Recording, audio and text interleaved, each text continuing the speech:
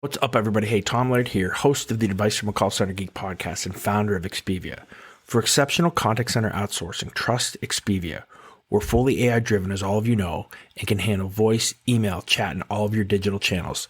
Our 600-seat USA contact center is expert in healthcare, financial services, insurance, tech support, retail, and more. Experts on the NICE CX1 platform, we ensure seamless customer experiences. DM me or visit expiviausa.com for more. This is Advice from a Call Center Geek, a weekly podcast with a focus on all things call center. We'll cover it all from call center operations, hiring, culture, technology, and education. We're here to give you actionable items to improve the quality of yours and your customers' experience. This is an evolving industry with creative minds and ambitious people like this guy. Not only is his passion call center operations, but he's our host. He's the CEO of Expivia Interaction Marketing Group and the Call Center Geek himself, Tom Laird.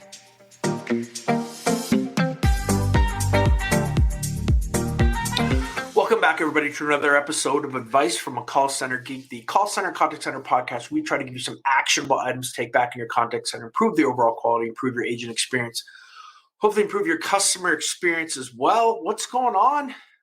I've been a little under the weather here. Might be a little raspy, but I think I have an interesting episode today for you guys. And it's been spurred from a couple interactions I've had on LinkedIn in the DMs from, people that have, or fellow colleagues that have first of all had issues, equating work from home to, some of our agents with children. They might take a little bit longer, right? They might have more unavailable time. Their occupancy might be as high, might not be as high, and there can be some issues that arise with that, obviously, right? Especially with those maybe that don't have kids who are working at a certain rate, and got into that conversation. I don't really want to talk about that today, but that it brought me to another kind of very close, same-ish type of conversation when it comes to culture in games and motivations that we play, and especially now that we're work from home. I get a lot of pushback a lot of times, or not, I shouldn't say a lot of pushback, but if there's any pushback that I get when I talk about the games and motivations that we like to play, I get those that say, some of our reps, they don't want to partake. They think it's beneath them. They think it's stupid. It's juvenile, stop treating us like children, that kind of thing. And I want to talk about some of that today. I just did a TikTok, and I knew I was going to get a ton of blowback on it, right? Because I love to go right to, call center, put that thing in hashtag call center problems, call center agent, call center life, right? And I love rebutting those that tell me those kind of things. And I'm going to talk to you about why that happens and in some of the ways that you can kind of make sure that you're using those things as a tool for your benefit and not for your detriment. But if you think about like a wagon wheel, and I don't care what anybody says, the number one thing that is motivating for an associate, and I believe any employee, right? And we can argue about this too, but I think the number one thing is their rate of pay, right? If you're going to pay them an appropriate amount for what their job is commensurate to, right? That's going to, first of all, solve a lot of problems that you're going to have. But the problem is a lot of contact centers and call centers don't do that, right? They're paying at a lower end. And what happens is the management team or the supervisors or the call center manager knows this, and they're trying to kind of backfill that rate of pay with motivations and with games. And I think that's when it becomes a little bit of the detriment, or becomes just pay me more, stop doing this stuff, right, kind of thing.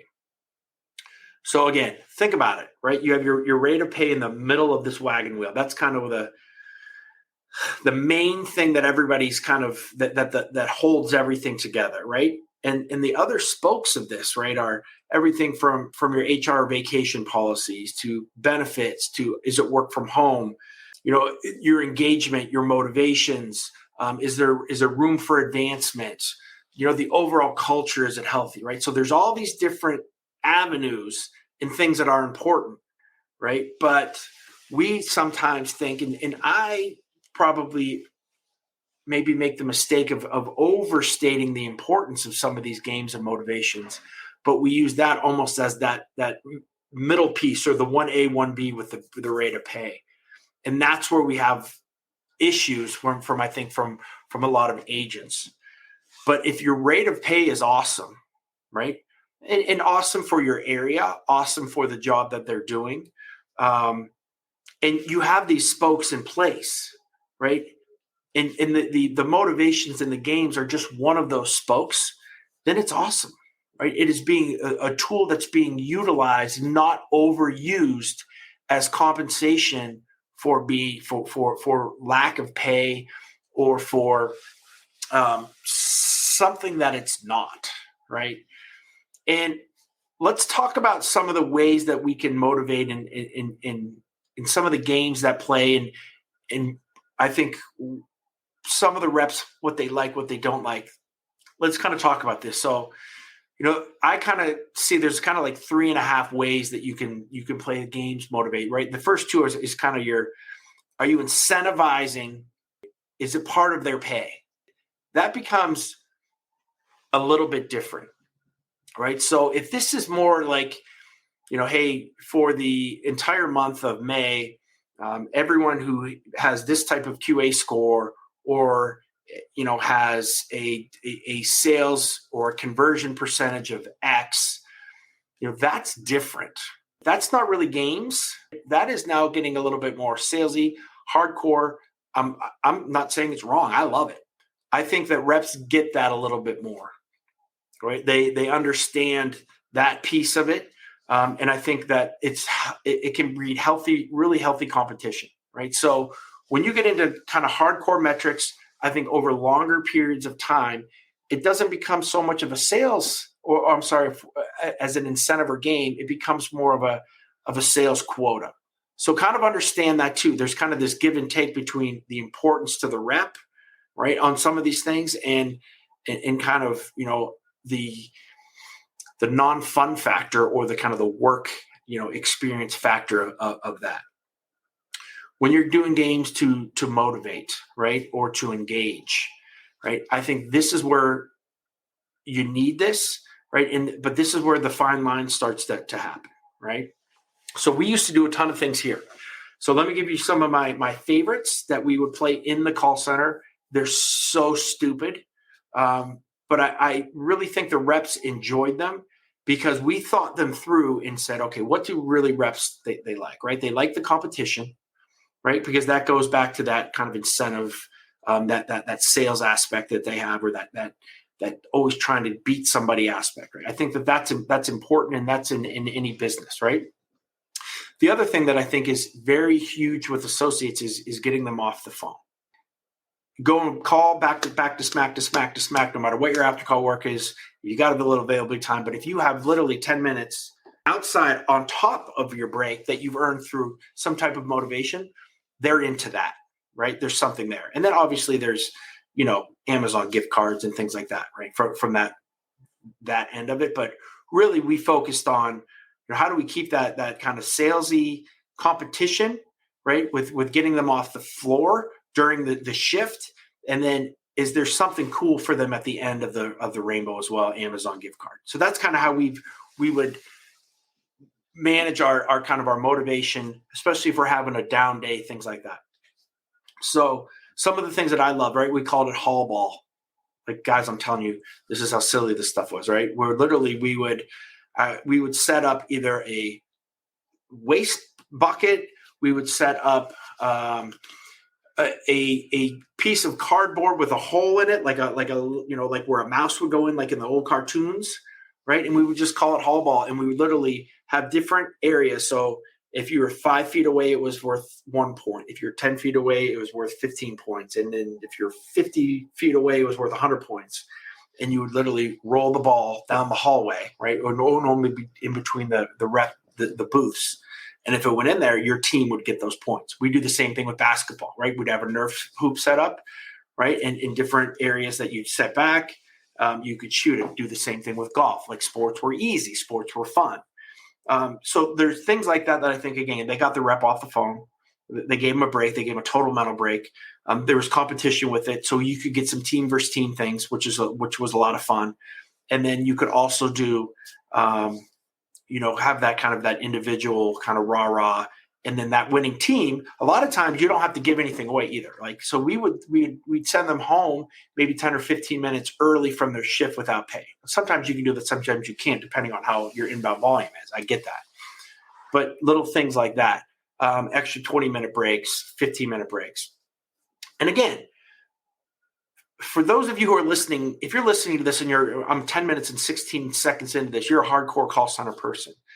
People don't understand that being on the phone is the most important thing for a call center agent, right? Because everything that we do, as you guys know, is by math and by interval and by staffing and understanding that the percentage of shrinkage and the after call work and the amount of handle time, and it all equals this number that we need to be at for a specific interval of the day.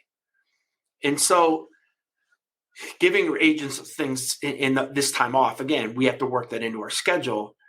But, when we say, hey, you got to be on the phone, right? And like people think that it's belittling when I say you can have an extra 15 minutes of break. For a call center agent and for the call center company, time off the phone is the most valuable thing. It's not because we're belittling your job.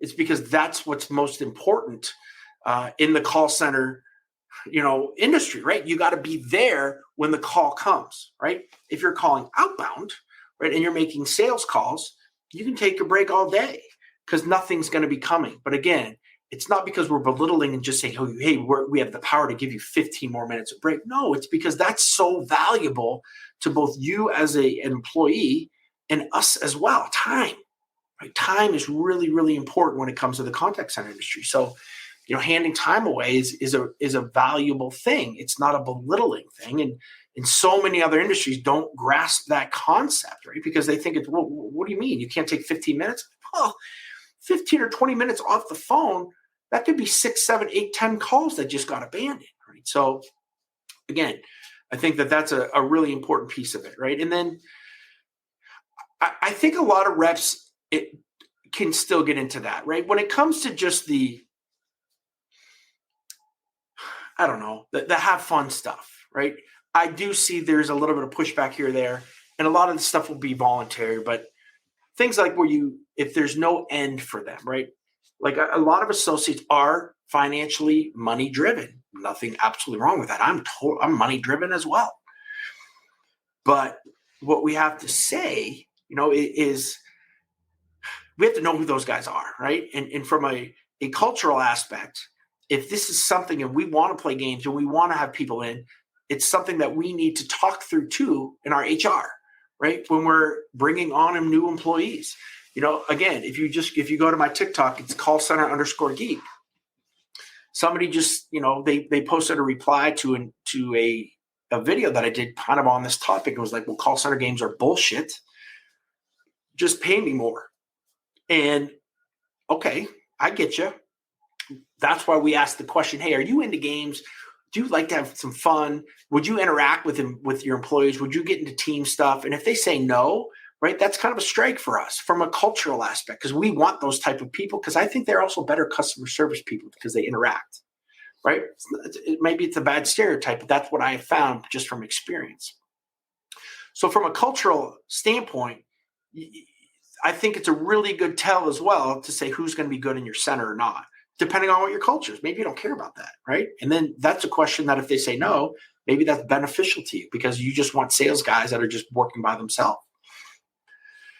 But the have fun, getting back to that, right? The things where, like I did, we would say, hey, okay, everybody, guys, work from home, for the next half hour, take out a piece of paper and doodle. The best doodle gets 5 minutes of break time or 10 minutes of break time, right? Some people are like, dude, this is stupid. I'm not doing this, right? When it becomes more the individual things, I think there's a little bit more pushback, right? Because that team concept or that kind of group think, right, kind of goes out the window. So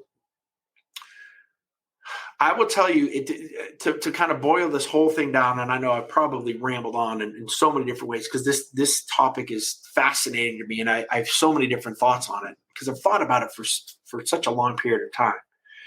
But the bottom line is, number one, from a cultural aspect, if you want people to engage, if you want people that are having fun in your center, right, there's a couple of things you need to do. Number one, from a cultural aspect, make sure you're asking that question when they're being interviewed.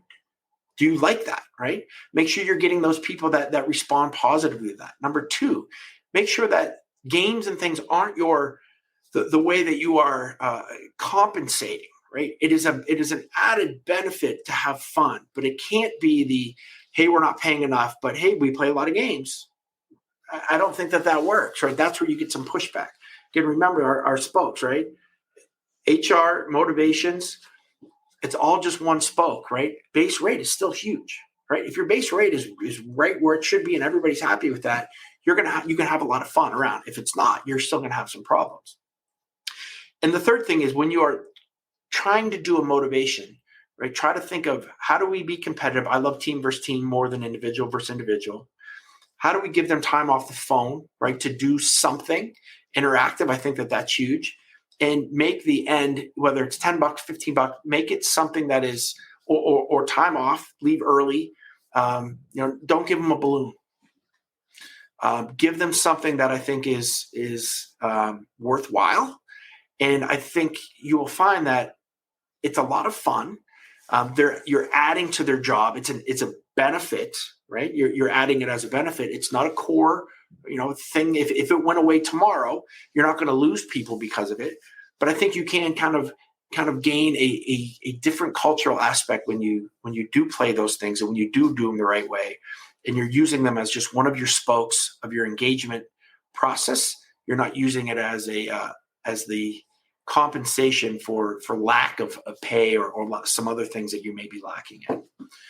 So I hope that's helpful to you guys. I think that there's a lot there, a lot to think about. I'd love to know your feedback on some of this as well. But yeah, don't stop playing games. If you have some people who are, the belly aching about it, right? Find out about what the problem really is. And I bet you the underlying issues are some of the things that we kind of talked about in this episode. So thanks, guys. Enjoy and keep playing. As I'm recording this, it's the Tuesday before Thanksgiving as well. So if I won't do another podcast this week. Have a great, great, great Thanksgiving, and thankful for all you guys. Have a good one.